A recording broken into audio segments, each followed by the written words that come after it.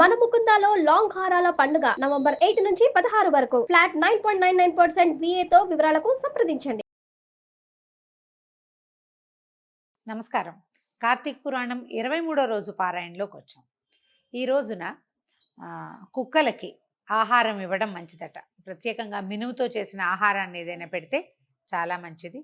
ముత్తైదుకి వాయన దానం ఇవ్వడానికి కూడా ఇది మంచి రోజు. చీర, ఒక రవికల బట్ట, పువ్వులు, గాజులు, సౌభాగ్య సంబంధమైన వస్తువులు, పసుపు కుంకాలు, పసుపు కొమ్ములు, తర్వాత ఎండు ద్రాక్ష వంటి డ్రై ఫ్రూట్స్, వాటిని వాయనం ఇస్తే మంచిది. అవి దానంగా ఇవ్వడం మంచిదట.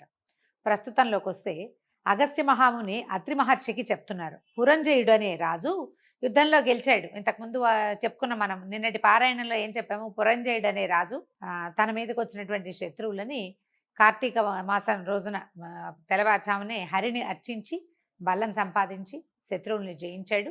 తర్వాత నగర ప్రవేశం చేశాడు. ఆ తర్వాత జయమందిన తర్వాత పురంజయుడు అత్యంత అహంభావి.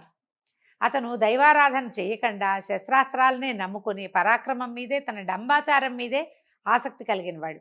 కానీ ఒకనాటి కార్తీక మాసపు అర్చన వల్ల అతను తన శత్రువుల్ని జయించగలిగాడు కదా. దీని తర్వాత అతనికి ఏదైనా బుద్ధిలో మార్పు వచ్చిందా? ఎలా వచ్చింది? ఏం చేశాడు అనేది ఒక ప్రశ్నగా ఉంటుంది. మనం ఒకరోజు పూజ చేస్తేనే సరిపోతుందా? అలాంటి ప్రశ్నలు మనం కూడా ఎదుర్కొంటూ ఉంటాం. ఎప్పుడు కార్తీకంలో ఒక మాట దీపం పెడితే పాపాలన్నీ పోతాయి. తెల్లవారుజామున మళ్ళీ మర్నాడు తెల్లారి మన పాపం మందేనా? అలా చేస్తామా? చేయొచ్చా? దాని మీదే ప్రశ్న ఇస్తున్నారనమాట. ఈ యుద్ధంలో జయించిన తర్వాత పురంజయుడు ఏం చేశాడో నాకు చెప్పు. తన పూర్వపు డంబాచారాన్ని, పరాక్రమాన్ని నమ్ముకోవటమే, స్వశక్తి మీద నమ్మి అహంభావంతో ప్రవర్తించటమే చేశాడా?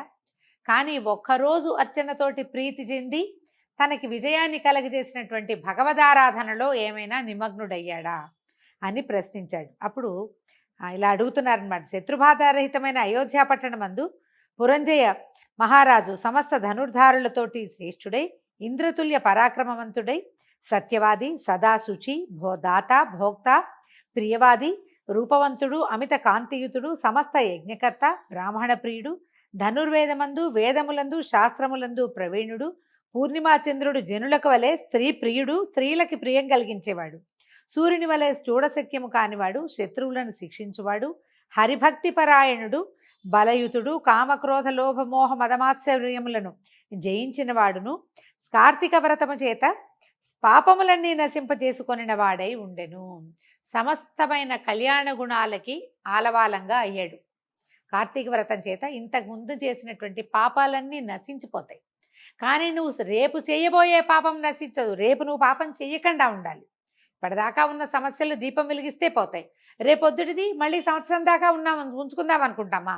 మళ్ళీ వచ్చే సంవత్సరం కార్తీక మాసంలో దీపారాధన చేస్తే ఈ ఏడాదంతా చేసింది పోతుంది. కాబట్టి ఇవాళ నుంచి మన ఇష్టం అని భావిస్తే మనని మనుషులని రండి, మనుషులు అనిపించుకోం మనం.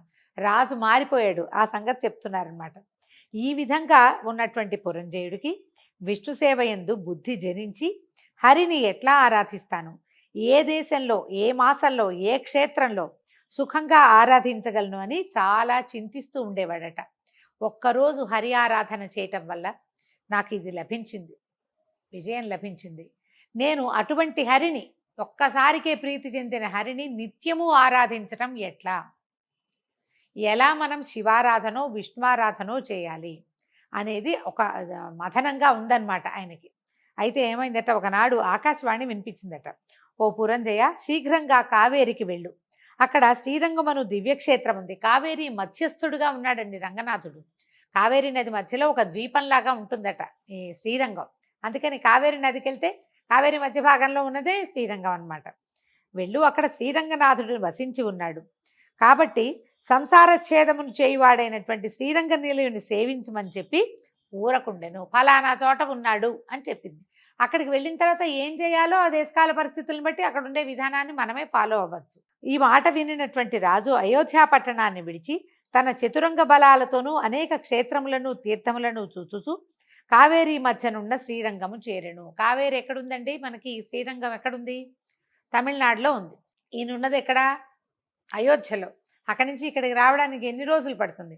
ఇంత ప్రయాణము చతురంగ బలాలతోటి. ఒకవేళ మధ్యలో ఏదైనా సమస్య వచ్చినా కూడా ఎదుర్కోవటానికి వీలుగా చిన్న పరివారంతో కాకుండా సమస్త పరివారంతో బయలుదేరి మధ్యలో కనపడుతున్నటువంటి ఎన్నో క్షేత్రాలని చూసి ఎన్నో తీర్థాల్లో స్నానం చేసి అనేక నమస్కారాలు చేసుకుంటూ తను చేయబోతున్నటువంటి యాత్ర సఫలీకృతం కావాలన్న ఆశావహ దృక్పథంతో మన పురంజయుడు కావేరీ నదీ తీరానికి చేరాడట.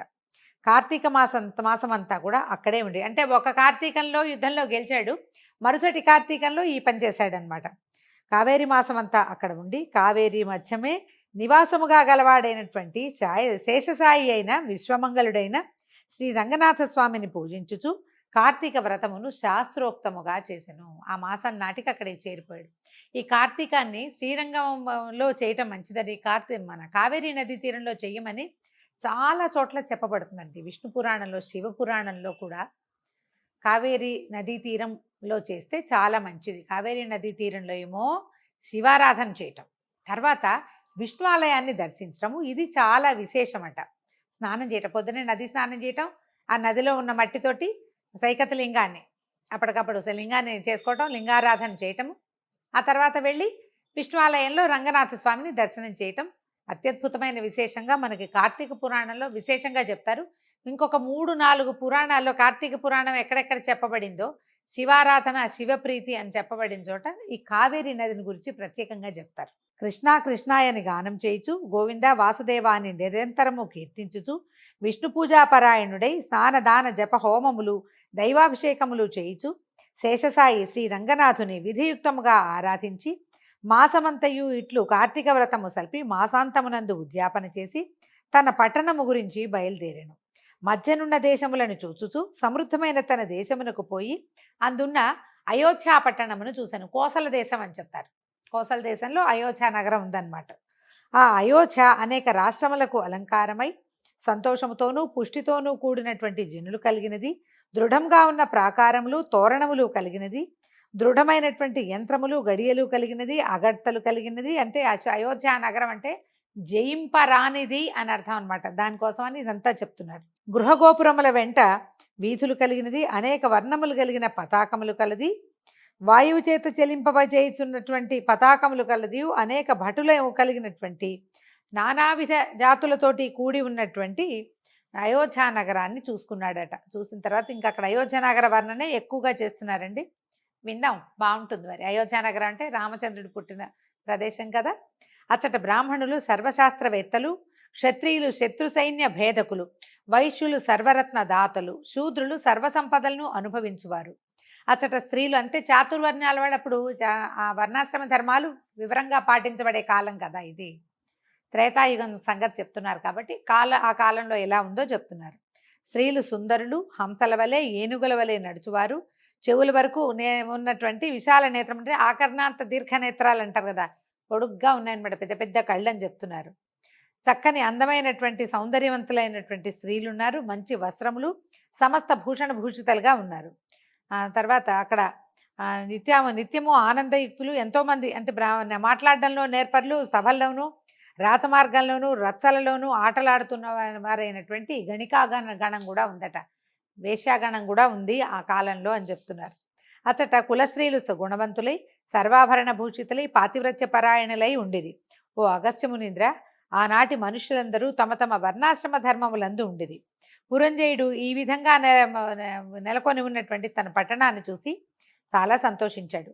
అంటే ఈయన చాలా కాలం, ఇంచుమించు 10 నెలల పాటు ఇక్కడ లేడు, సంవత్సరం పాటు. అయినా సరే దేశంలో ఉన్నటువంటి అన్ని ధర్మాలు యథావిధిగా పాటించబడుతున్నాయి. అలా ఉన్నటువంటి తన దాన్ని చూసి ఏమనుకున్నాడంటే, ఆహా, నేను భగవద్భక్తిని కలిగి ఉండటం వల్ల, నేను ఈ కార్తీక వ్రతం అనే దాన్ని సజావుగా ఆచరించడం వల్ల నేను ఎక్కడున్నా కూడా నా దేశం నేను ఎలా ఉండాలని కోరుకుంటున్నానో అలాగే ఉన్నది. మనం ఒక్కళ్ళం ధర్మమందు నిలబడితే మన తాలూకు మొత్తం సంసారం అంతా కూడా దాని యందు నిలిచి ఉంటుందని చెప్పడం కోసం ఇట్లా చెప్తున్నారనమాట. యథారాజా తథా ప్రజ అను న్యాయమును బట్టి రాజు న్యాయవర్తనుడై దైవభక్తి పరాండై ఉంటే కనుక ప్రజలు కూడా న్యాయం అంటే ఉంటారు కదా అని చాలా సంతోషించాడట.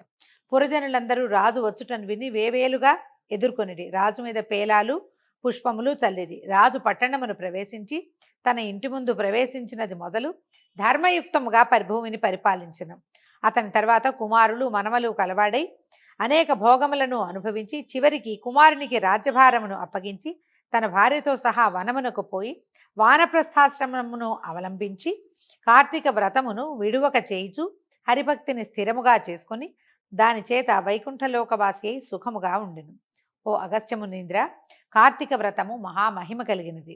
ఈ కార్తీక ధర్మము హరికి ప్రియకరము, హరునికి అత్యంత ప్రీతిదాయకము. కార్తీక వ్రతమును చేయువాడు పరమపదమును పొందును. అవశ్యమైనను చేసినను ఉత్తమ గతి పొందును. అంటే తెలిసి తెలియక చేసినా కూడా ఉత్తమ గతే వస్తుంది. మనం ముందున్న కథలన్నిట్లలో కూడా తెలియక చేసి స్వర్గారోహణ లభించిన వాళ్ళని చూసాం మనము. అదే చెప్తున్నారనమాట. సమస్త సౌఖ్యములను ఇచ్చున్నదియు కలికల్మష నాశకారియు అయినటువంటి కార్తీక వ్రతమును చేయని మనుష్యుడు దుఃఖమును పొందును. హరిభక్తియుక్తుడై శుచిగా ఈ అధ్యాయమును వినువాడు సమస్త పాతకములను నశింపజేసుకొని పునరావృత్తి రహితమైన మోక్షమును పొందును. దీంతో 23వ అధ్యాయం పూర్తయిందండి. రేపు ఉదయం మళ్ళీ 24వ అధ్యాయంతో కలుసుకుందాం. నమస్కారం.